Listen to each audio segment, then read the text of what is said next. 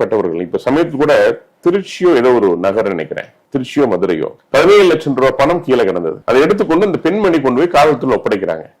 அந்த பெண்மணி சொன்ன விஷயம், நான் சாதாரண வீட்டு வேலைகள் செய்யறேன், எனக்கு அந்த பணம் வருமானத்தில் மகிழ்ச்சியா இருக்கிறேன். அப்படிப்பட்ட பெண்களை கொண்ட நாடு இந்த நாடுங்க.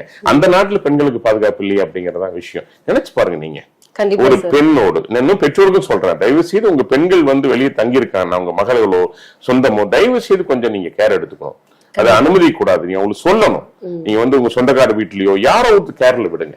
இன்னைக்கு பல ஹாஸ்டல் இருக்கு, லேடிஸ் ஹாஸ்டல் இருக்கு, நிச்சயமா நல்ல பெண்கள் இருக்கிறாங்க.